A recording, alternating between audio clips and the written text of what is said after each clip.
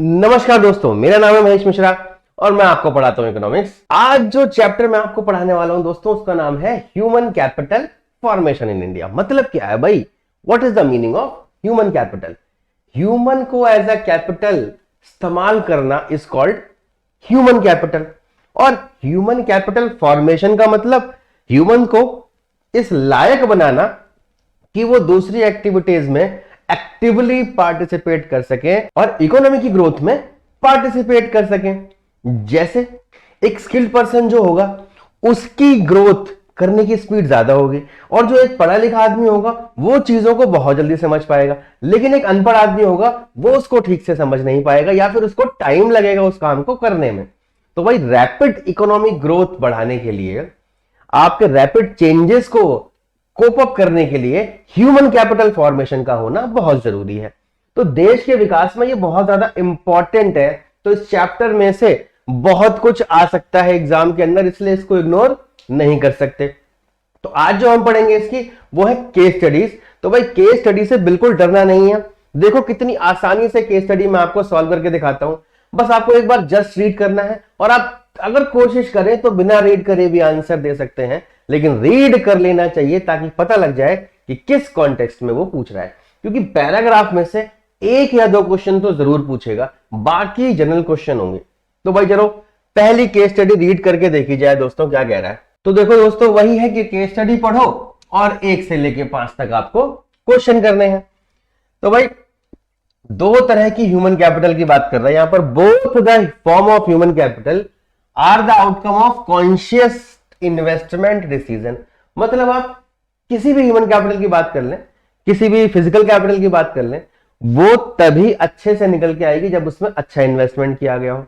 जैसे आप कितने पढ़े लिखे हो वो डिपेंड करेगा कि आपने पढ़ाई कैसे करी, कहां पर करी, आपके पास क्या स्किल है वो भी इसी पर डिपेंड करेगा। ऐसे ही कोई मशीन कितना आउटपुट देगी, कितनी इनकम जनरेट करने वाली है, वो भी उसके इन्वेस्टमेंट पे डिपेंड करने वाला है। तो दोनों कैपिटल के बारे में समझते हैं। जैसे पहले कह रहा है कि अगर ह्यूमन कैपिटल फिजिकल कैपिटल, अगर फिजिकल कैपिटल के इन्वेस्टमेंट की बात की जाए तो जो इन्वेस्टमेंट करने वाला है वो कैसे कैसे ध्यान रखेगा? On the basis of one's knowledge. एक पर्सन कितना जानकार है उस पर डिपेंड करेगा। एंटरप्रेन्योर जो रिस्क टेकर है, जो मालिक है, जो बिजनेसमैन है, वो सारी की सारी नॉलेज रखता है और ये देखता है कि जब मैं पैसा लगाऊंगा तो मुझे कितना रिटर्न मिलने वाला है, अच्छा जी, उस इन्वेस्टमेंट पे। और फिर रेशनली एक डिसीजन लेता है अपने बहुत सारे इन्वेस्टमेंट प्लान में से कि कौन सा वाला मुझे चूज करना है। जो मालिक है भाई किसका? फिजिकल कैपिटल का। Outcome of the conscious decision of the owner, the physical capital formation is mainly an economic and technical process. भाई बता रखा है कि फिजिकल कैपिटल का मतलब कैसे कैसे क्या क्या प्रोसेस होती है। कि भाई ऑनर पहले सोचेगा मुझे ये आइटम खरीदना है, ये आइटम खरीदना है, अब उन सब में से चूज करेगा विच one is the best item, और जो उसको रिटर्न ज्यादा दे देगा वो उसी वाले ऑप्शन को चूज कर लेगा। जैसे आप लोग भी कोई भी घर की शॉपिंग करते हो तो उसमें यही काम तो करते हो कि भाई आप गए, आपके पास बहुत सारे क्या है ऑप्शंस हैं, और आपने उनमें से देखा कि मेरे हिसाब से कौन सा बेस्ट है, आपने उसको चूज कर लिया। तो ये आपकी कॉन्शियस नॉलेज की तो बात कर रहा है, यहां पर भी यही कहना चाह रहा है। अब जरा भाई एक वाली के बारे में तो समझ लिया, अब देखो केस स्टडी का दूसरा पार्ट दूसरे वाले ह्यूमन कैपिटल फॉर्मेशन के बारे में बात करता है। In one's life when she or he is unable to decide whether it would be maximize his or her earning. तो कह रहा है ह्यूमन कैपिटल फॉर्मेशन कब जगह लेती है किसी की भी, चाहे वो ही हो या ची हो, मतलब सबके लिए, मेल फीमेल सबको डिसीजन लेना होता है। अब वो अनेबल है किसमें? डिसाइड करने में कि कौन सा डिसीजन उसकी अर्निंग जो है बढ़ा सकता है। अब यहां पर उसको अपना कॉन्शियस डिसीजन चूज करना है।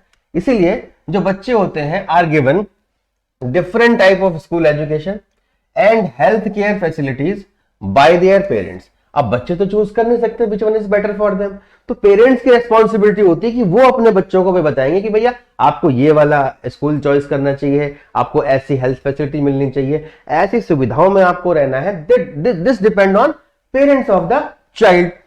अच्छा जी, moreover the human capital formation at this stage is dependent upon the already formed human capital at the school level. तो कह रहा है कि यहां पर कैसी ह्यूमन कैपिटल होगी, ये डिपेंड करती है कि स्कूल में कैसी ह्यूमन कैपिटल है, मतलब कैसे टीचर्स हैं, कैसे स्किलफुल पर्संस हैं, वो ही लोग तो आपको सिखाने वाले हैं, या आपके पेरेंट्स कितने नॉलेजेबल हैं। अगर उनकी ह्यूमन कैपिटल फॉर्मेशन अच्छे से की गई है तो वो आपके ऊपर भी ध्यान देंगे, क्योंकि उनकी इनकम अच्छी होगी, उनकी अर्निंग अच्छी होगी, आपको अच्छी सुविधाएं देंगे और कोई समस्या नहीं होने वाली आपको आगे फ्यूचर में। Human capital formation is partly a social process and partly a conscious decision of the possessor of the human capital. और मतलब एक बच्चा है छोटा सा प्यारा सा, अब उसे क्या पता कि उसके पापा उसे किस स्कूल में डालने वाले हैं, या उसके पापा मम्मी का क्या डिसीजन होने वाला है भाई। तो जो डिसीजन इन दोनों का होगा उसी पे डिपेंड करेगा कि बच्चा क्या करने वाला है अपने फ्यूचर में दोस्तों।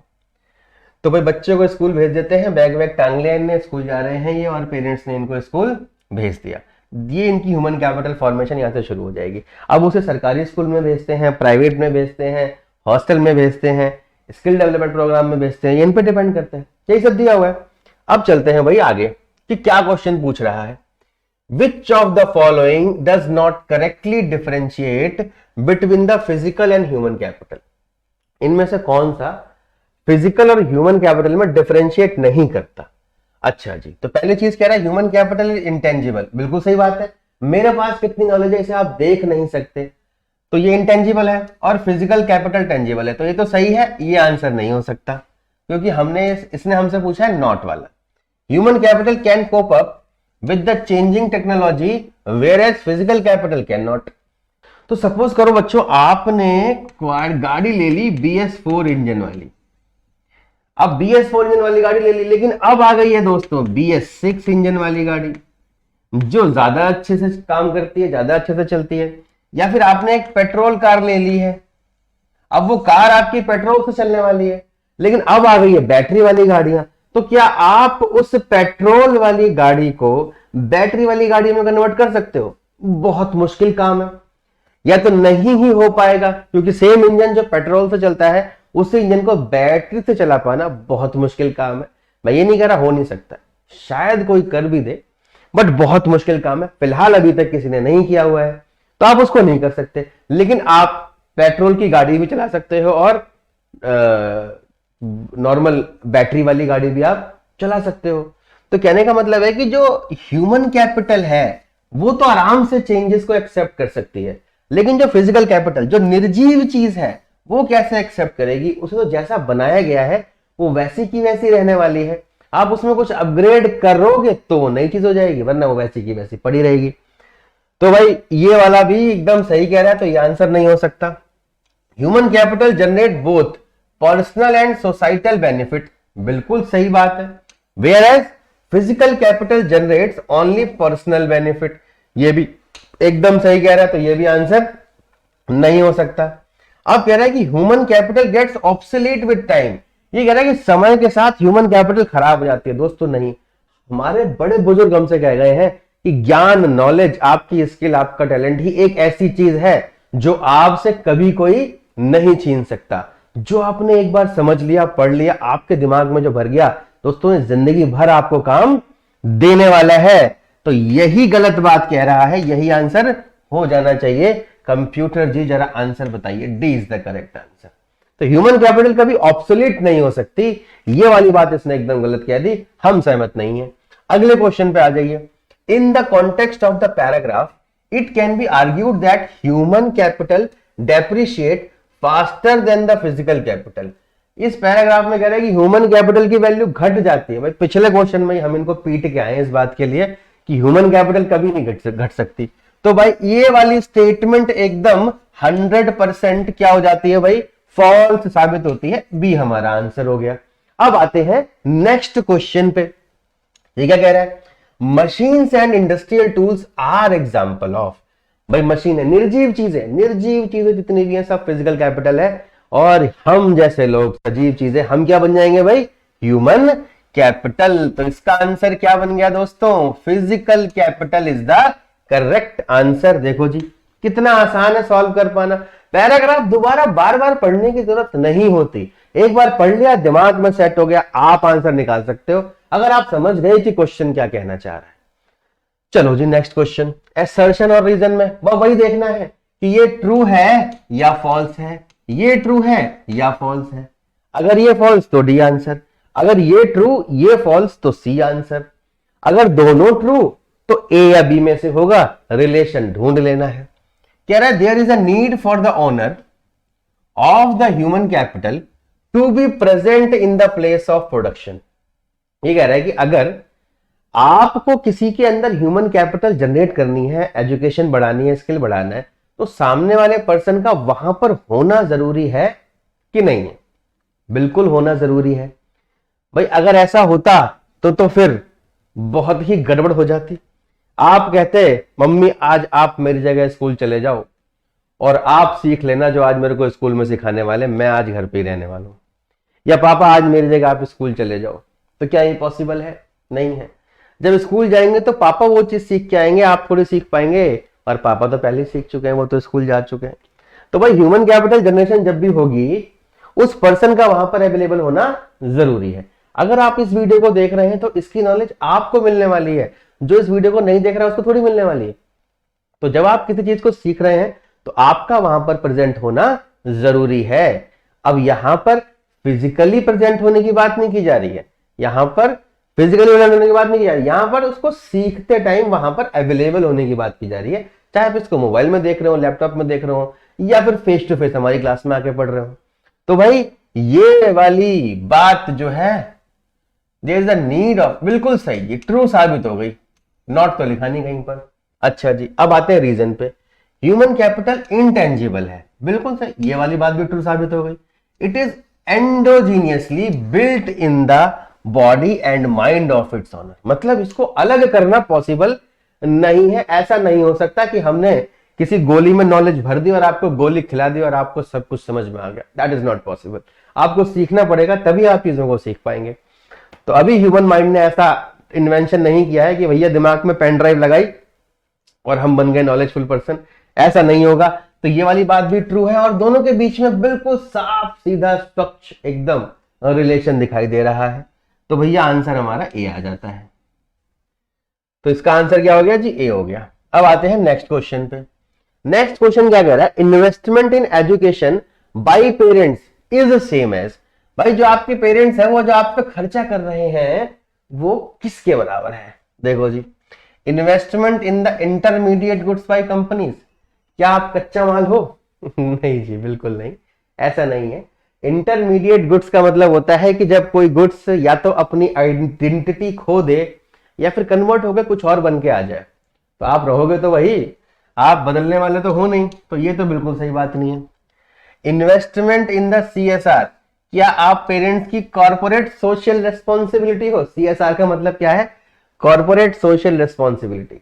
तो कंपनीज अगर किसी ऑर्गेनाइजेशन में काम करती हैं, किसी सोसाइटी में काम करती हैं, तो सोसाइटी, नेशन, स्टेट के अगेंस्ट में उनका कुछ फर्ज बनता है, उसे कहते हैं कॉर्पोरेट सोशल रेस्पॉन्सिबिलिटी। मतलब उन्हें उस एरिया के विकास के लिए भी कुछ काम करना चाहिए, चाहे रोडें बनवाएं, चाहे स्कूल बनवाएं, या फिर पॉल्यूशन ना फैलाएं। अगर फैला रहे हैं तो पेड़ भी लगाएं, जितने पेड़ काट रहे हैं उससे 10 गुना 20 गुना ज्यादा पेड़ लगाने चाहिए। वहां के लोगों के वेलफेयर के लिए कोई ना कोई काम करना चाहिए, वहां पर जॉब अपॉर्चुनिटीज बढ़ानी चाहिए। These are corporate social responsibilities. तो आप अपने पेरेंट्स की CSR नहीं है जी, आप तो उनके बच्चे हैं, तो वो आपके लिए काम करेंगे ही करेंगे।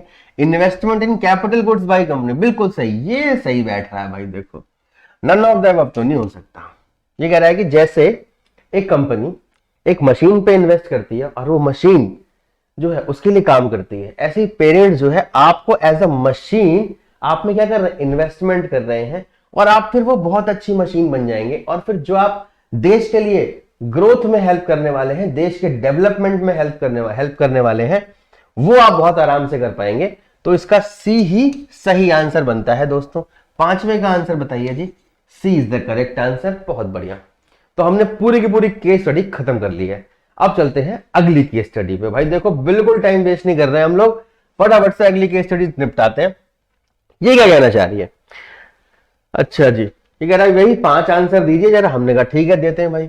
भाई जो ट्रेडिशनल इकोनॉमिक थ्योरी थी किस पे, capital in physical terms only. तो पहले ना कैपिटल को सिर्फ फिजिकल टर्म माना जाता था, ह्यूमन कैपिटल जैसा कोई वर्ड होता ही नहीं था, पुराने वाले इकोनॉमिक्स को पता ही नहीं था। अच्छा जी, economics during the late 1950s based on aggregate production function. अच्छा जी, वो सिर्फ प्रोडक्शन फंक्शन पे बात करते थे।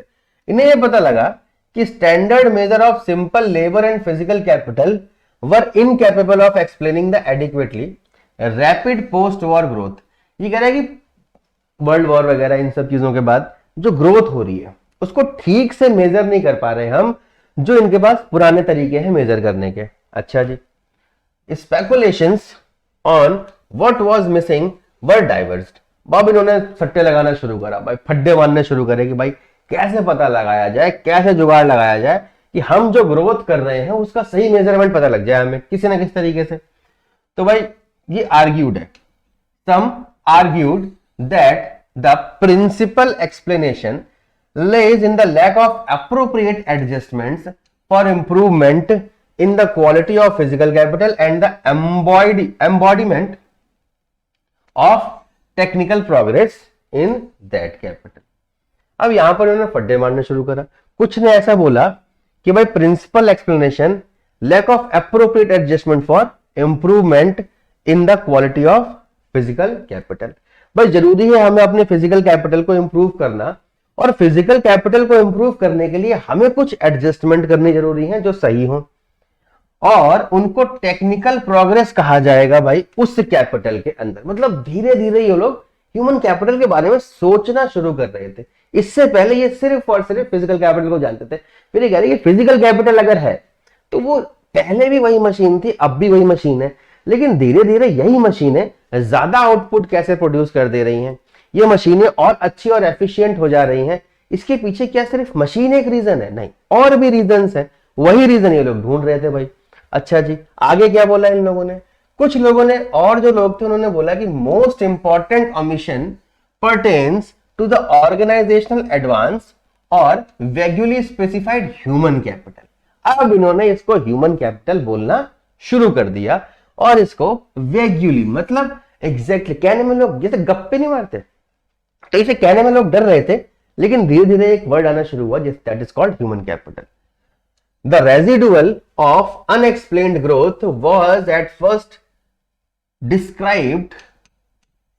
described to technology by Solow, but later the residual was defined to include improvement in the quality of capital and the investment in human beings। अब धीरे धीरे इनको समझ में आना शुरू हुआ कि जो ग्रोथ हो रही है, टेक्नोलॉजिकल डेवलपमेंट हो रहा है, ये सिर्फ और सिर्फ फिजिकल कैपिटल की वजह से नहीं हो रहा।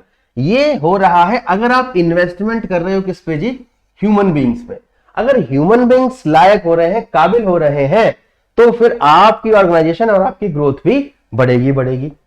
Human capital is formed with improvement in skill and education. इन्होंने बताया कि ह्यूमन कैपिटल को बढ़ाया जा सकता है अगर उनमें स्किल और एजुकेशन को भर दिया जाए, सिखाया जाए उनको।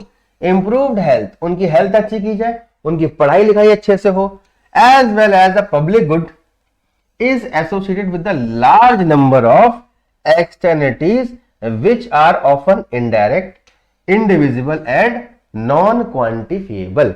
अब यहां पर बात करिए किसकी? पब्लिक गुड्स की। पब्लिक गुड्स ऐसी होती हैं जो कैसी होती है भाई?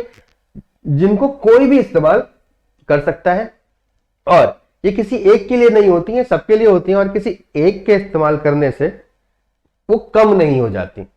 ये पब्लिक गुड्स के बारे में उन्होंने बताया है। ये नॉन सेपरेबल है, इंडिविजिबल है। ऐसे ही ह्यूमन कैपिटल अगर डेवलप होगी तो ये भी सबके साथ होगी और पूरे देश के विकास में ये हेल्प करेगी। और ये इंडिविजिबल है, ऐसा नहीं कि ह्यूमन कैपिटल बढ़ाओगे तो देश का विकास नहीं होगा, ऑटोमेटिकली होना ही होना है। अगर हर आदमी सिर्फ अपना भला करे तो पूरे देश का भला हो जाएगा। अपना भला का मतलब यहां पर रिश्वत लेने से नहीं है, अपने भले का मतलब है कि अपने आप को इंप्रूव करे तो पूरा देश इंप्रूव हो जाएगा। जैसे आप सिर्फ अपने घर के आगे सफाई रखो तो पूरे देश के आगे सफाई हो जाएगी। समझ में आ रही बात? अगर आप सिर्फ अपने बच्चों को बहुत अच्छे से पढ़ाओ तो पूरे देश के बच्चे बहुत अच्छे से पढ़ लेंगे। अगर आपने आज से लॉ, कानून इन सबको फॉलो करना शुरू कर दिया तो पूरे देश के लोग इसको फॉलो करना शुरू करेंगे। शुरुआत करनी पड़ेगी। तो भाई शुरुआत करते हैं पहले क्वेश्चन की। Which of the following gives the definition of public goods? अरे वाह, पब्लिक गुड्स सबसे लास्ट में लिखा है, सबसे पहला क्वेश्चन इसी के ऊपर आ गया। तो कह रहा है कि ये एक्सक्लूडेबल नहीं, एक्सक्लूड तो नहीं कर सकते। हाँ, ये है non excludable and non rivalries in nature, मतलब ये किसी एक के लिए नहीं है, सबके लिए है, और एक के इस्तेमाल से ये खत्म नहीं हो जाने। ये हवा है, पानी है, ये सब सबके लिए है। तो इसका बी आंसर होगा, और कुछ पढ़ने की जरूरत ही नहीं है दोस्तों। B is the correct answer.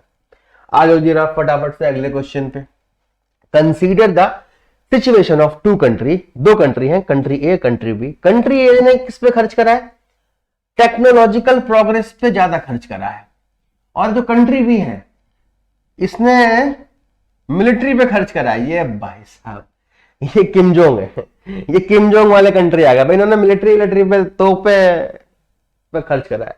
Hindustan Pakistan भी कह सकते हो, लेकिन हम भाई ऐसे इस वर्ड्स का इस्तेमाल नहीं करेंगे यहां पर। तो to solo which country would go faster, कौन सी कंट्री जो करेगी ज्यादा ग्रो करेगी? भाई सिंपल सी बात है, जिसने अपनी टेक्नोलॉजी पे क्या करा है? ज्यादा खर्च करा है, वो ही कंट्री ज्यादा ग्रो करेगी। तो बिना कहे आप लोग आंसर लगा दोगे, country A is the correct answer. बिल्कुल सीधी बात है, यहां तो कुछ केस स्टडी पढ़ने की जरूरत ही नहीं थी, सीधा आंसर बता देंगे बिना पढ़े, हम सब जानते हैं इस बारे में। अच्छा जी, standard economic theories failed to explain the post war rapid growth due to. ये कह रहे हैं जब पोस्ट वॉर आई तो हमारी जो स्टैंडर्ड इकोनॉमिक थ्योरी थी वो फेल हो गई, बर्बाद हो गई, वो किसी काम नहीं आई। क्यों नहीं आई काम? हमने अभी केस स्टडी में पढ़ा है कि पहले हम सिर्फ फिजिकल कैपिटल को काउंट करते थे, ह्यूमन कैपिटल को काउंट करते ही नहीं थे। तो मेजरिंग ग्रोथ टर्म, भाई फिजिकल इनपुट ही हम ग्रो करते थे, तो ये एकदम सही आंसर हो सकता है। और दूसरा क्या है? Ignoring other important factor such as improved skill and education, इसको हम इग्नोर करते थे।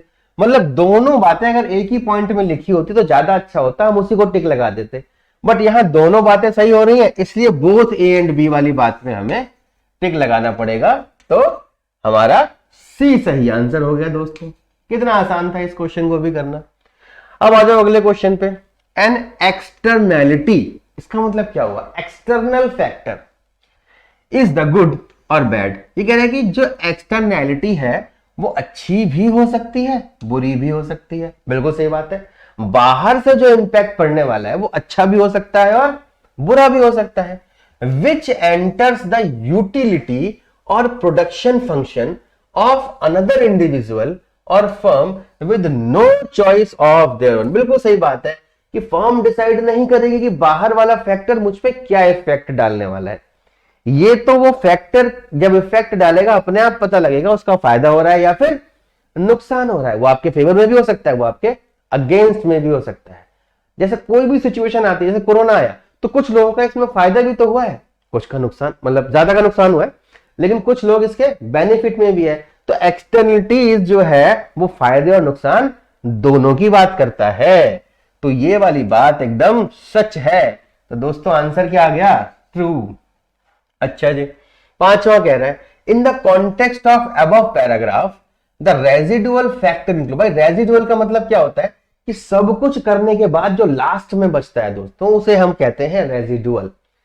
जैसे आप डेप्रिसिएशन में रेजिडुअल वैल्यू का इस्तेमाल करते हो, तो रेजिडुअल मतलब सब काटने कूटने सारी चीजें करने के बाद, आपने कहीं इन्वेस्ट करा उसके बाद, कहीं कुछ मेहनत करी उसके बाद, तो सब कुछ करने के बाद जो बचेगा वो क्या होगा?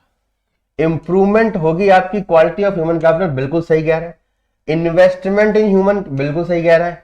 इंप्रूवमेंट इन टेक्नोलॉजी, बिल्कुल सही कह रहा है। मतलब ऑल ऑफ द अबव दिया हो तो तीनों ध्यान से पढ़ लिया करो, ठीक है जी। तो इसका आंसर डी ही हो सकता है, क्योंकि सब चीजों में बढ़ोतरी होगी ही होगी अगर हम ह्यूमन कैपिटल फॉर्मेशन करेंगे दोस्तों। तो पांचवें का डी आंसर हो जाता है। खत्म कर दिया सारी केस स्टडीज को। देखिए कितनी जल्दी केस स्टडी सॉल्व हो सकती है। आपको एग्जाम में बिल्कुल टाइम वेस्ट नहीं करना है। यही छोटी छोटी मगर मोटी बातें हैं जो आपका टाइम बचाने वाली है एग्जाम में। तो दोस्तों रेडी रहिए 40 में से 40 लाने के लिए। और सब्सक्राइब कर दीजिए हमारे चैनल को कैल्विन कॉमर्स, लाइक और शेयर करना मत भूलिएगा। और आपकी अगर कोई भी समस्या है तो नंबर आपकी स्क्रीन पर दिया हुआ है, आप कॉल कर सकते हैं, हमारी टीम आपको जरूर रिप्लाई करेगी। थैंक यू दोस्तों।